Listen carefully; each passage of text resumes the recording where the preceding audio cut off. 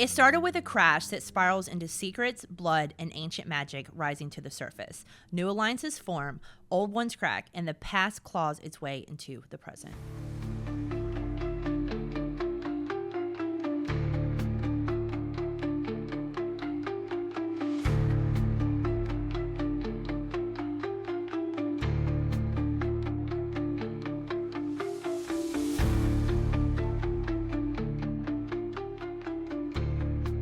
Welcome back to Bloodlines and Backdrops. I am your host, Amber Janae. This is our Vampire Diaries rewatch with receipts.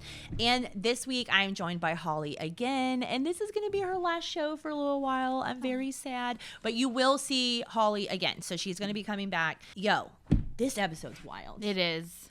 This episode is pure chaos. I really think this is one of the best episodes of the season. We love a road trip. This episode should have been called The Turning Point. Honestly, This is really where things start to get really crazy. Crazy. You start to find everything's starting to make sense. We're starting to figure out pieces are coming together in this episode. Why people are important, why people care about those people, all the things. all of that stuff. And Damon searching for another chance to get that tomb open. He's not going to give it up. Nope. He's not going to give it up.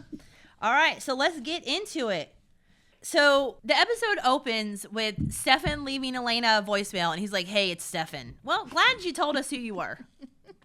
Glad you let her know. Hey, it's Stefan. All right. He realizes she's ran out of the house. And again, we said this last episode, but bruh, I don't understand why that picture was sitting out. I do not understand why it was sitting out. Now, if she had been like going through his stuff and like found it inside of a book or something, then okay. But just sitting out on the table kind of looks like you're like looking at it. Kind of looks like you have it out for a reason. So cover your tracks, dude. Yes, cover your tracks, man. All right. So we know that Elena hits a vampire and he gets pretty close to her and she's screaming. He runs off and then there's Damon. Yes. And we kind of see a little bit of humanity in Damon right here. Because honestly, this would have been, if Damon really did want Elena dead or didn't care about her, he could have just left her there. He could have just let that other vampire get to her. He could have done anything like that. But that's not the case here. But I love this because she just gets up and walks away. Yeah. He's like, "Can you walk?" She's like, "Yeah, no, I'm good. I'm fine. Yeah, I'm good. I just like flipped this SUV and my head's bleeding. Yeah, but I've been upside down. My legs went twisted, but I'm good. And at this point, it's also funny too. He doesn't give her any vampire blood, which maybe we don't really even realize that yet. Maybe we're not yet. He doesn't, because later on she still has the cut on her head. Yeah, she still has a cut on her head, and then when they stop later, she gets out and she's in pain. So he's not helping her with the pain. He's gonna help her out, but he's going, "You're gonna have to tough it out." So we see Alaric. He's writing about killing a vampire, saying how terrified he was that he found one. And I saw one tonight. He was. I was right about Mystic Falls. There's evil here. And then it flashbacks. So we know that his wife is a cold case. I think that's what they said in the beginning. So his wife is apparently missing, dead. It's a cold case. And so they do a little flashback as to him and his wife, and they seem all cute and cuddly and happy. And we're trying to figure all that stuff out. Now, this is funny. You said this to me over the phone when Elena wakes up and she's like, "Where are we going?" And he's like, "A little road trip to Georgia." They're like, "No, you're in Georgia all the time." Yeah. 24/7. That's where your trip started, actually, a little town outside of Georgia. A little town outside of Atlanta, yeah. Little town outside of Atlanta is where Mystic Falls is. So, no, I just love that. I just love that they used Georgia because they could have honestly said anywhere. It didn't have to. There's nothing about that scene that makes it, that it's Georgia. I mean, it could be any kind of little southern towns like that. So that's fun that they called it Georgia. Yeah. They don't say what the town is, though, but I'm assuming Covington. That's a long drive, too, from Virginia to Georgia. Is. They just kind of gloss over that because they go there, have some stuff, and then come back, and it's all within one day. Yeah, and, honestly, did you not have the money to, splurge on a plane ticket? You couldn't compel a flight? A private jet? Yeah, you couldn't compel? Honestly, he could have landed a helicopter on top of Bree's Bar. I mean, honestly, he could have done whatever he wanted. So that's crazy. So yeah, it is a long drive because I have people come on the tours all the time and they're like, oh, we're from Virginia, so we think Mystic Falls is going to be in Virginia.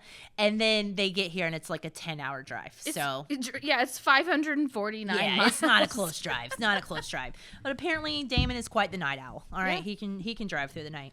She makes him pull over. Stefan calls. Elena's not interested in talking to Stefan. And then Damon says to Elena that she doesn't have her necklace on and that he could compel her. I assumed at that point that Damon had taken it, but you see that she left it behind. She left it. So she had taken it off for their little getting it on little session they had. She got fully naked down to no jewelry. Yeah. So she left that sitting there, and so Damon kind of threatened her. But I think at this point, even I don't think that he would do that. No. It seems like he's being fairly genuine. She was. She just happened to be on the way of where he was going. I think what was happening. He was on his way anyways. He heard her scream, came and got her, and was like, "Well, I guess I got to bring her with me. Yeah, I got to get out of drive. here. I could use some company. Yeah, I got to get out of here. I don't have time to deal with this. So we're just gonna go on. That's kind of how it seems." Stefan runs into Bonnie and asks how she is. Again, she's like, "I don't want to be around you," and he says, "Well, I need your help because Elena is with Damon." And, you say the word Damon to Bonnie, she's on it because she thinks Damon's like the most terrifying thing she's ever seen. And at this point, he kind of explains to her that they have what we know later to be a location spell, right? Yeah. So take something of Elena's, you kind of hold it, whatever. And he had her necklace. So. Yes, and he had the necklace. And then Bonnie's like, nothing. Nothing. She's not getting any visions. She's not getting any feelings. She's not getting the heebie-jeebies. Yeah. She's not getting anything. Nothing's happening. Probably because it technically wasn't even Elena's necklace. Technically, it was not. So, which we will learn. So, yeah, she hadn't been wearing it that long. No. So maybe her witch powers were like, the person who owns this has been dead for a long time. She's like, are you looking for Stefan? Because he's right there. Yeah. That's who's had it this whole time. What's going on? So, all right. She realizes her magic's not working. She can't do the feathers either. She tries to feather with the leaves. She tries to do the leaves, and nothing's working. So, go back to Damon and Elena, and they've made it to a place called Breeze Bar. And they go inside the bar, and the bar is... What's really weird to me when they go into the bar is Bree says something like she notices Damon. She knows who he is. And then she says something like, "This is the guy who broke my heart and something. Walk away, Joe." Walk away, Joe. No chance at happiness. And I'm like, what is wrong with you guys? Yeah. Also, Jessica Pearson from Suits, is that who that is? Yeah, that's who that is. You do love Suits. I know you talked about it before. And she got disbarred she lost her license on Suits, so now she's got a bartend. She's got a bartend, and I think in a small town outside of Atlanta. Yeah, well, at least she owns the bar. I give her that. That's true. She used her but retainer it's probably fees. not doing well if she also has to work there. So. Yeah, she can't afford good help. She cannot afford the help. So we know they had something going on back in the day, between the two of them. So obviously she knows Damon's a vampire and all that stuff, which we'll get back into that. So I want to go to Jeremy at the library. So when Jeremy's in the library, so the library is actually, right, the library. Leave that in. So he's in the library, and this is going to be very hard for me to say it like this. And he runs into a girl named Anna, and she is adorable. All right, yeah. I don't really like her hair. Her hair kind of bothers me. Thank you, because when we were rewatching the episode, it looked like starter dreads. Yeah, it's like 2000s twists. The girls were kind of doing like the wet hair looking twists in like the 2000s, but it's like that hairstyle is like already out. It made it look like to me like dreads that like hadn't fully formed, but that she had been working on. It's very weird. I'm not a fan of the style, but Anna is adorable. I think she's so adorable. Yeah. And she comes over, and they meet, and it seems like they kind of hit things off for a minute. Bonnie goes to Grams. She tells Grams that her powers aren't work, and Grams is like, well, you got to clear whatever's scaring you. You got to clear that out. You got to get rid of it. I can tell. And at this point, Grams doesn't know that she knows all this stuff. Yeah. She does find out here soon, but Grams is just thinking that, she either saw something that got her spooked or felt something that got her spooked. She doesn't realize that, like, she was near death. Yeah. So Bonnie's power. She just thinks Bonnie's powers are a little constipated. yeah, she's like, yeah, a little constipated. That's a good way to put it. It's a good way to put release. it. So at that point, Bonnie goes into the woods to face what she's afraid of. She's like, all right, I'm going to go into, so she goes to the area where Damon bit her. And, you know, she's trying to, you know, channel herself and figure everything out. She starts hearing things. Yeah. And to us, the audience, it sounds like it's happening in the woods. And then she falls to the ground. Yeah. So, Ouch. Bonnie... Poor Bonnie already. Yeah. I mean, already. I mean, this girl is. So she wakes up, and when she wakes up in there, there's a door inside of the tomb, and it's got a pentagram on it. Yeah. There's so many pentagrams in this show. Yeah. Like, it's like anything witchy or anything along the lines of that, there's gonna be a pentagram involved on the Vampire Diaries. I don't know. Did she realize it was the tomb until she started hearing the voices? Because she just sees this creepy place, and then she starts hearing the vampires in there, and that's when I think she got really scared. Yeah, she got real scared. And then that's when she's trying to make a phone call. She's got no service down there. I mean, it's like she's panicking. And speaking of phone calls, Bree makes one. So Bree makes a phone call to someone. She does. And we don't know what's going on yet, but Damon's outside talking to Elena, and she turns on the blender. So Damon can't hear her on the phone. So we know that she's calling somebody to come after Damon. It's someone that wants to see Damon. Then we'll come to that. You'll never guess who just walked into my bar. I think that's what she says. Yeah, on the phone. yes, I do think that's what she says. We see Stefan introduce himself to Grams. This is going to be one of two conversations that they have in this episode. Mm-hmm. And he gives her his hand so that she knows that she can trust him, because he knows that she knows that he's a vampire. Yes. So he does that and says, I wanted you to be able to trust me. And she goes, well, I'll trust that you'll keep Bonnie safe. Yeah. And I think that's because we know that he has a history with the Bennetts, that isn't Stefan the keeper of the Bennett line? Who was the keeper of the Bennett line, or was it Damon? He just said that your family has a long history of protecting mine. That's like what he says to Grams. Promised Emily. Yes, Damon promised Emily, that he would get her kids out to keep the Bennett line going. So that wasn't Stefan, that was Damon. Okay. Yes. Okay, so that's where I was trying to go with that. So I knew that one of them had done something to help out the Bennetts. All right, and then we have... Ooh, Anna mentions the vampires to Jeremy. Yeah. She brings that up. He was like mystic, like folklore or something, and then she was like, oh, the vampires. Yeah, she's really into this journal. Like, he's really into these journals. And he doesn't know anything about the vampires. No. Yet. I mean, he does, but he doesn't, because Damon compelled it away from him. Because he called it something else. He said, when she said the vampires, he was like, no, it's the... I can't remember what he said, but he has like a rebuttal for her. He does have a rebuttal, and it's like a very intelligent one, because he talks about and how... she's like, oh, you're really smart. And he's like, town hysteria. Actually, I'm failing history. That's why I'm doing this. He's like talking about like it sounds like he's describing Mystic Falls like the Salem witch trials. Yeah. It's like, no, but this was going on, but there weren't really witches. It's fine. It's not a big deal. It's fine. Elena talks to Damon, trying to figure out why she looks like Catherine.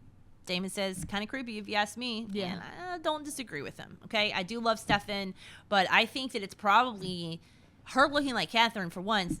The main thing that's kept her alive with Damon. We can say that. I don't feel like he would have maybe developed or felt any kind of connection or feelings for her if she didn't have that face. So it's helped her with Damon. But I do agree about it being a little creepy with Stefan, and we'll kind of go into that a little bit later. And then he says that she says, well, are we related? And he's like, well, if you're related, then that means Catherine would have had to have a kid. Yeah. Which we don't know anything about any of that yet. But also, they have the exact same face. I mean, because it's played by the same person, obviously. It's like, they're related. They're related. Because, like, Catherine, she had siblings, but it's like, I'm sure she also had cousins. Yes. Or, like, aunts and uncles. You know what I mean? Yeah. Like, even if she wasn't directly descended from Catherine, like, Catherine had other relatives that absolutely. she could have. So, for them to just totally dismiss any possibility of them being related just because Catherine never had a child that they knew of is kind of wild. Which also, I'm sure in that moment, Damon probably thought about that and was like, dang, is there more stuff Catherine's not telling me? Yeah. Like, did she have a child? Was there other family? Is there more things that she's hiding from me? Which, you know, Like, my niece doesn't have any kids, but her cousin, I mean, she has other family members, and they're going to keep having kids. So at some point down the road, someone's going to be related to my niece. And some people have really strong genes where they, all of their kids look exactly like the dad or exactly like the mom, like forever. Yeah. So that kind of does happen. So, yeah, I agree. I think it's silly they have to be related. There's no way. Yeah. Like, I've assumed that from day one, like, since we saw her. Okay, so Stefan finds Bonnie. Thankfully, he finds her in the tomb, and she's like, I can hear them, and he's like, you don't need to worry about that. They're not gonna get out. Like, don't worry about anything like that. And then he's like, are you ready to go up? And she's like, how?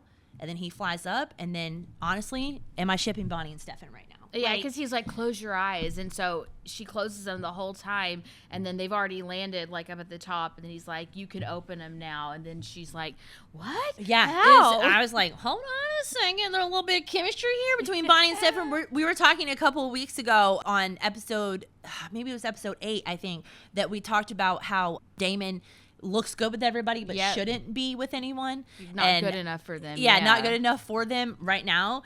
And I kind of feel like there's a lot of red flags with both of them, but I never really thought about Stefan and Bonnie. And I don't even think, like looking through like old theories and stuff, I don't think anybody ever shipped Stefan and Bonnie. I don't feel like they were close, but I don't feel like they were ever shipped. I don't think that was a thing. Now, Bonnie and Damon, what I'm talking about down the road. All right, let's go back to Bree's bar for a little bit. It looks like Damon and Elena, they're getting drunk. Damon does his smolder eyes. The thing. It's sitting there, and he just does I can't do it. It looks weird when I do it, I can't do it either. I can't even pretend that I do it correctly because it's not good. And honestly, he can still do it really well, which kind of makes me mad. Like, to this day, he's still very good at it. So they're getting drunk, and Elena goes outside to call Aunt Jenna, and then she gets kidnapped. Somebody grabs her. The phone drops. She's like, I have such a high tolerance, and then she trips on the front. Trips and drops her phone, and then bye. Yeah. And then also, like, Aunt Jenna doesn't call the police. Nothing. Elena's been missing for 2 days now. Yeah. 2 days now that she's been missing, and she's just like, she'll come home. Oh, she's probably with Stefan. It's fine. She'll come home with that whenever she wants. She's probably with her high school boyfriend who looks 29. Yes, and he was 28 when he played Stefan. So you were actually right about that. So they grab Elena. Damon comes out. He goes looking for her because Bree's like, oh, where's your girlfriend? Whatever, because Bree knows that the person who took her is the person that she called. Yeah. So Damon goes looking for her, and then he gets attacked.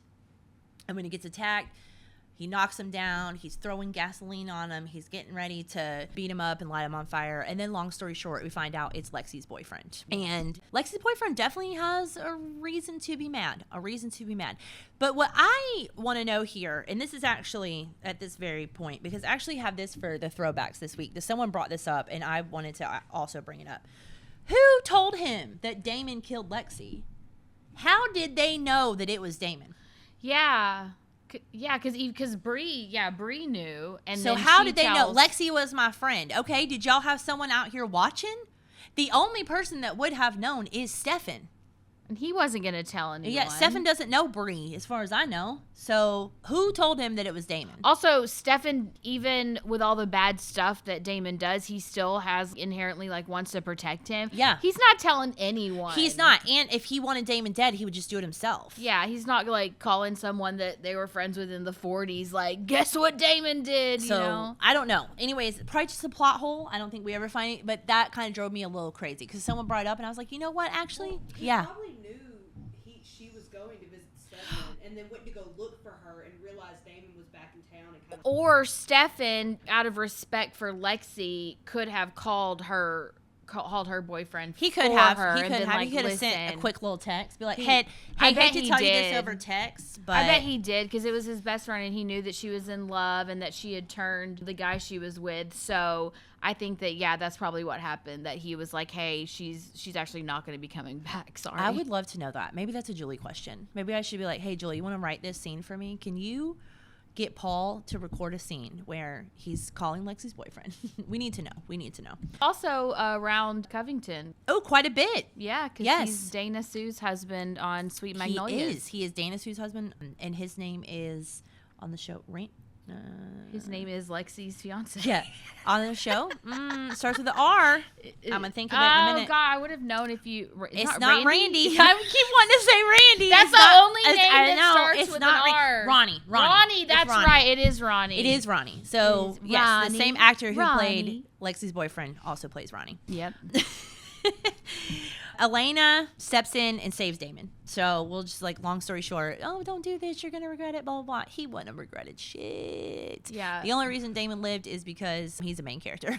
That's it. There was an honorable mention quote for me in that scene too, because she says thank you and he turns around and says, I didn't do it for you. I wrote that down. Did you? It wasn't for you. It wasn't I wrote that down. You. Yes. Yeah, that was such a good scene. It was a good scene because it was for Lexi. That's what he did it for. He did it for Lexi. Like, I don't know you. I didn't do this for you.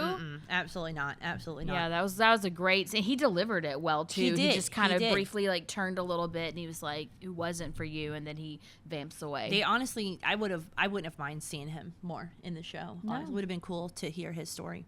Yeah. Stefan brings Bonnie home, and Graham tells Stefan that she appreciates him. And then she asks, she's like, she knows, right? She knows. So at this point, Grams finds out that she knows. And, Grams was like, you took a risk showing me who you were earlier. And while I appreciate you, I'm still going to take care of my own. And he was like, yeah, I know. And she's like, as long as we're clear. Yeah.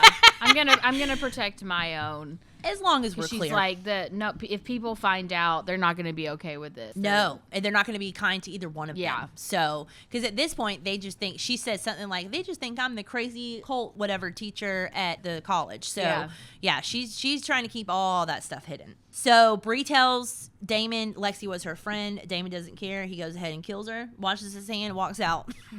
Just like it's nothing. Not a big deal at all. And right then, Bree tried to say, oh, I know how to get the tomb open. There's a grimoire. She says there's a grimoire. And we're like, what? Why are you guys throwing all this stuff in? We don't know if she's telling the truth or not. But he's like, and I bet you don't know where it is. Yeah, he's like, I'm sure that you. And she's like, no, but if you keep me alive, I'll find it. And he's like, no, I don't think so. I got to go. So he goes ahead and kills. I love that he just kills her and washes his hands. It's so fun. He puts the heart on the bar. Yeah, and right, okay, I'll get out of here. Yeah, I think he washed his hands for 20 seconds too, which was nice. That's what you're supposed to do. Happy birthday to you. So they leave. Damon tells Elena that he brought her because she's not the worst company. And she said, I saved your life. Don't you forget that. He said, I know. Yep. Now, this is where things are getting crazy. Elena goes to Stefan and... Why do I look like her? Yeah, Damon, this whole scene is wild.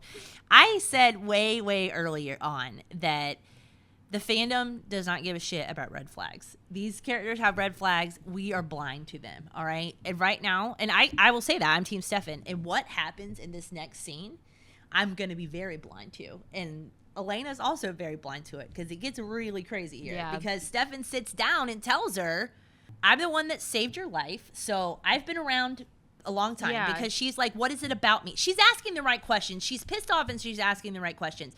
What is it about me that you like? Or what is it about me that separates me from Catherine? Yeah, he's like, I know you're not like Catherine because like, I've been watching you. Because I've been watching you for months. And then he backtracks to, I heard the crash on Wickery Bridge. I went into the water. Your dad said for me to save you. I got you out and I couldn't rescue them. And then she was like, oh my gosh, nobody could figure out how I got out. It was a miracle. It was a miracle. Nobody understood why that happened. So we figure all that out. And then he goes as far to say, so then when I saw that you looked like Catherine, I couldn't give it up. So I pretty much have just been watching you and watching your every move for the last few months or however many. So from May to September or something like that, however many months that is. He's been keeping an eye on her to make sure it wasn't Catherine because he wasn't sure if it was Catherine or not. Yeah. There's part of him that was like, oh, but once he realized it wasn't Catherine, maybe he could have not kept such a close eye on her because it seems weird. So then the whole I've been stalking you for 6 months isn't enough. She's like, why do I look like her? And then he was like, well, I was trying to, figure out how Pierce and Gilbert could be related. But, girl, you're not a Gilbert. Yeah. He's like, by the way, like, I didn't want to look adopted. into her family because then that would like raise, some red flags. Yeah. And there's no record of her being born on the day that she was born. There's no record of Miranda ever being pregnant with her, anything like that. Yep. Yeah. So she finds out that she's adopted. So that kind of answers that. So now we know, they're definitely related. There's no way that they're not related. And then she goes home, and I think she's kind of rude to Jenna. Oh, I love that scene. I don't know. It was a great scene because Jenna's like, I mean, definitely what Jenna said, I'm sure pissed her off in that moment. I thought we were closer than that. Yeah, that you were. Why would you lie to me? Blah blah. Yep. Blah. So I do. Okay, yeah, I can see that. And then Elena's like, "Am I adopted?" Yeah. She was like, I thought we were closer than that. Yeah, she turned it around on her. I loved it. Yeah, she turned it around on her.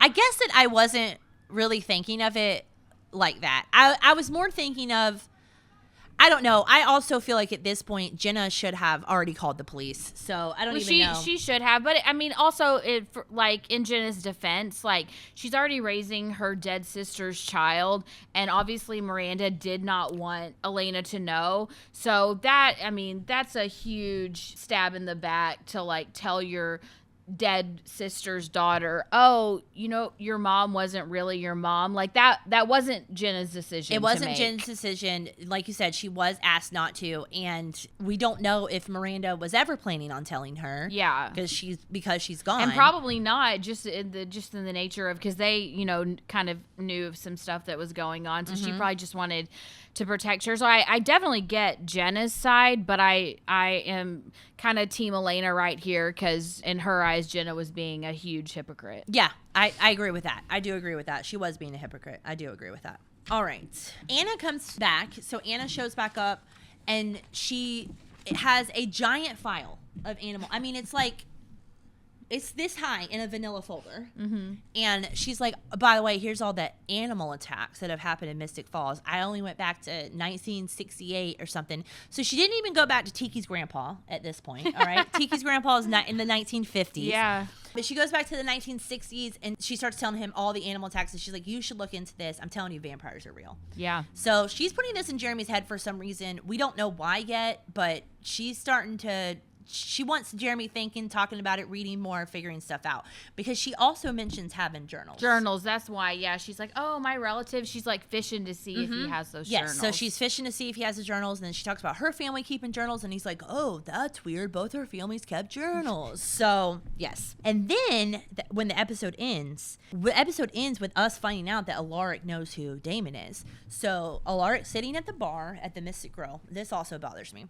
He's sitting at the bar at the Mystic Grill. Damon's over there. They kind of nod at each other. And they go to a flashback where Damon's eating his wife. And Alaric is standing 2 inches from them.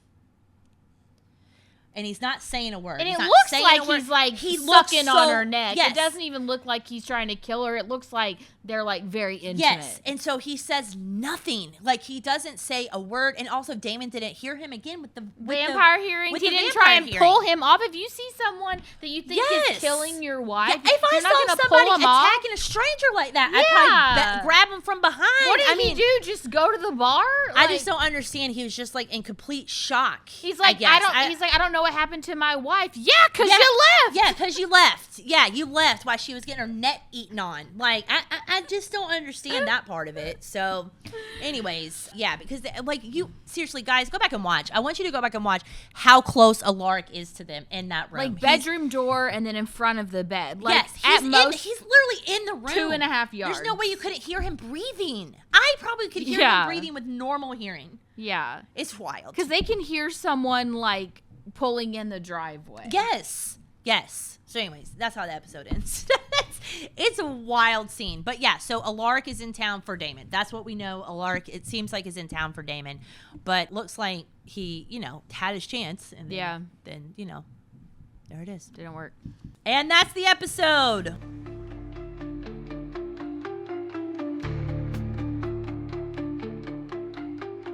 All right, we have made it to our Covington connection, and this is where I get very embarrassed. So here we are, 11 episodes in, and everybody knows at this point that I have not seen filming yet. So I actually don't see filming until episode 15. We're getting there.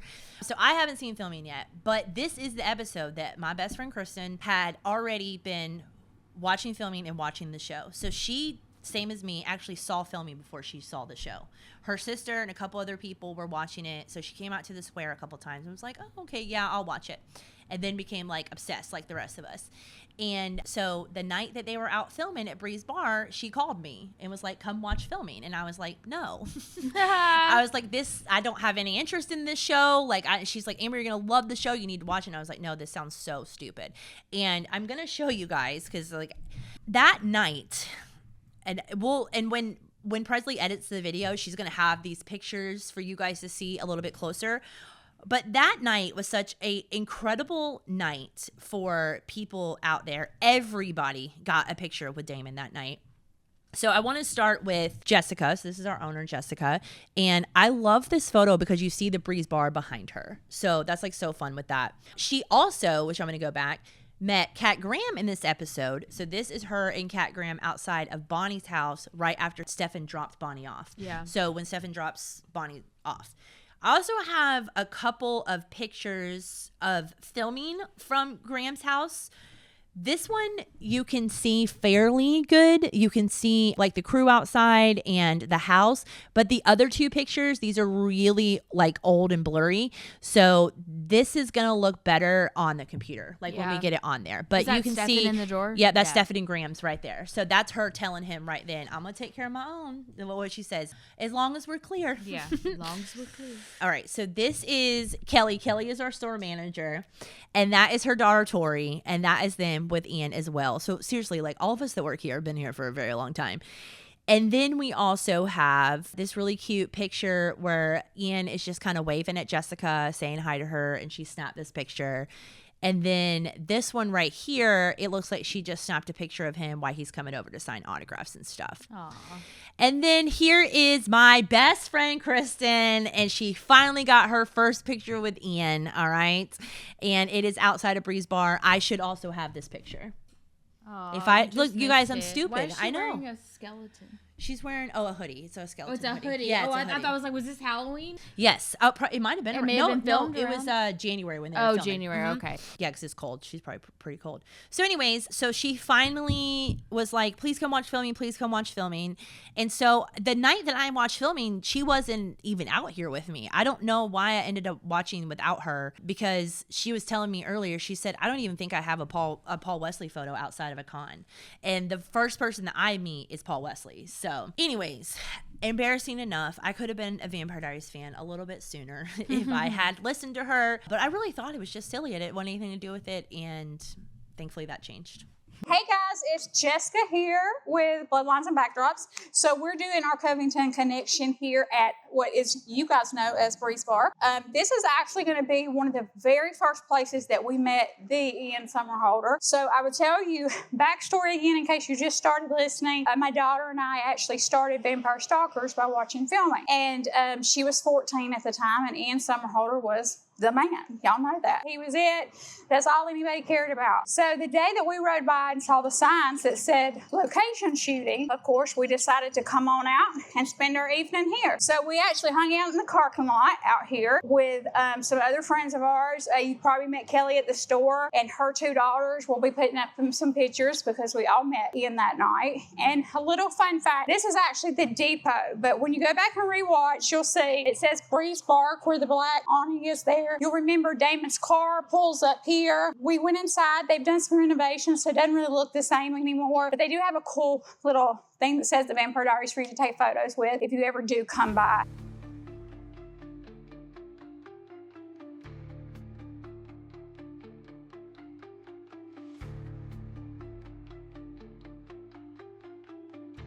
But we're standing out front. We've been out here all night. It's cold. So just so you know, it does get cold here in Georgia, even though it's hot today. And we're standing out and we're watching him and Nina come out and they're just standing over here talking. And I told my daughter, Brandon, I said, holler Damon, holler Ian, holler something. You know, after that, we learned that it was not okay to ever say Damon. You always say Ian because that's the real name. So you learn those things early on. But she finally hollered and he actually came over. We actually got pictures right out front here with him. He came over and met everybody that was filming, which was really cool. He was like, stood right out front and did his thing. You'll notice that's kind of a thing he does. Needless to say, That all happened here, in and out, all your good stuff. Day and night shooting here for that. It took several days. I want to say 4, but I might be a little off on that. Also, if you are a Twitter person, you might know that back in the day, at the beginning of the Twitter universe, there were a lot of the actors and actresses that were making Twitters, okay? And they had a lot of fans that wanted to be them, that would pretend to be them on Twitter. So if you pay attention, if you ever paid attention, Nina and Ian actually took photos out front here holding signs that said, I am the real Ian Somerhalder and I am the real Nina Breve. And those were actually their profile pictures on Twitter for a very long time. A lot of cool stuff happened here. Behind me here, you're actually going to remember this. If you are a Lexi fan, you'll remember that we finally do get her to join us on the show. We talked about that a couple of weeks ago. First vampire, yada, yada. Well, obviously she gets killed and her boyfriend doesn't like that too much. So this is actually going to be where he kidnaps Elena and brings her, and Damon comes and he saves her. Your Breeze Bar is actually right down the way there. So it shows you how close things can be actually done. Sometimes they're very close and sometimes they're miles and miles away from each other. Just a little fun fact for you. Have a good day.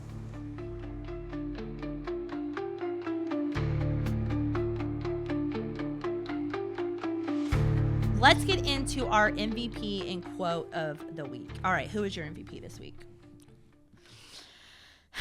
Elena. I almost said Elena. I did almost say Elena. Just because she saved Damon's life, and I love Damon. Elena's not my favorite, but had she not been there would have been no one to, plead his case or, make the Lexi reference, because Damon, he's always just like, just kill me. I don't care. Put me out of my misery. So, Elena. Also, I think Elena was like, oh my God, Steph and I are fighting. I don't want to go home and say your brother died?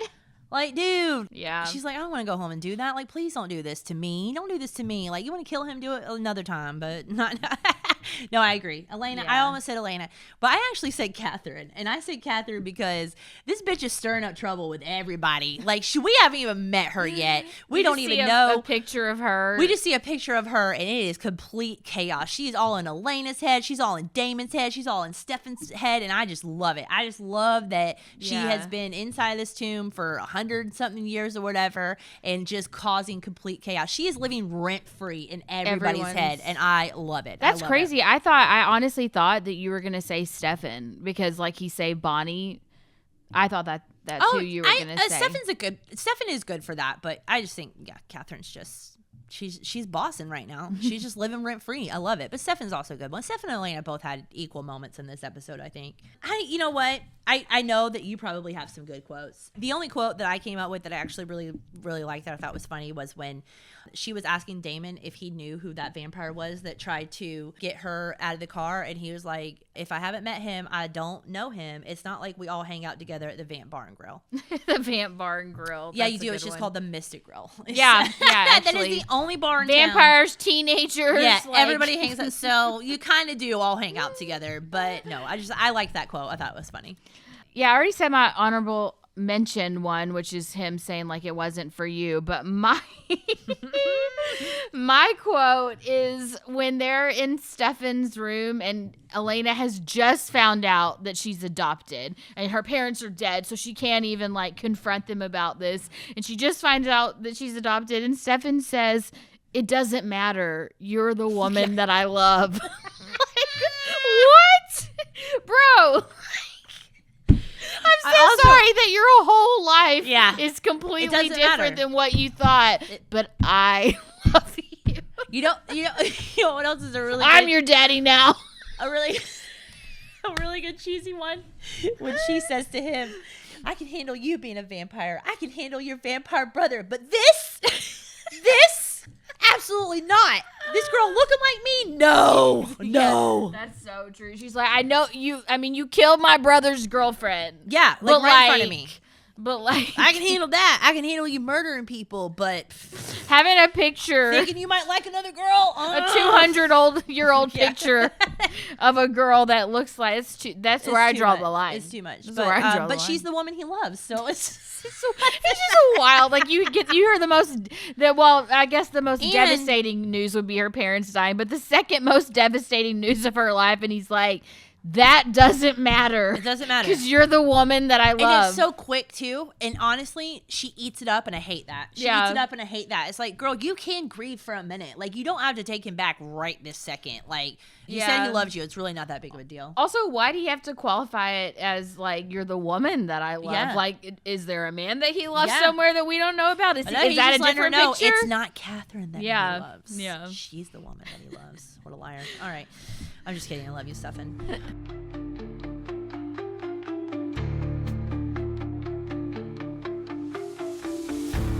All right, our fan theories and throwbacks. I just wrote it down a couple of things, and I kind of already talked about them as we were going through the episode. But someone said, "I'm wondering if we're going to see Lee again." I actually quite liked him, by the way. And then she said how they know Damon killed Lexi. Yeah. So that's what got me thinking about that, which was a good point. And then someone's talking about Alaric, and they said, did he just watch his wife/fiance, I can't remember which one, get drained of all her blood and then let Damon sneak out the window? This is all very fishy. We need to know more. Yeah. It's very weird. It's a very weird, that scene just kills me. It just kills me. It is. I never thought about that until us doing this episode. But yeah, it's so weird. Maybe he was just like frozen, But even like frozen, would he not be experience? Yeah, I mean, it has to be something. Like, you're gonna tackle him. You're gonna be like, girl, that's not me. What are you doing? You're gonna scream. You're gonna throw. I would take off my shoe and throw it. Yeah, something. You're gonna slam the door. You're gonna do something. You're gonna run away. You're gonna at least run away. You're not just gonna stand there and be like, see what's happening. And then to just be like, she just vanished. And it's like, you allowed that to happen. You saw it happen. Yeah. Obviously, we're real pissed about this, guys. I done opened up a can of worms here. Yeah. Hire me for the next show. Yeah.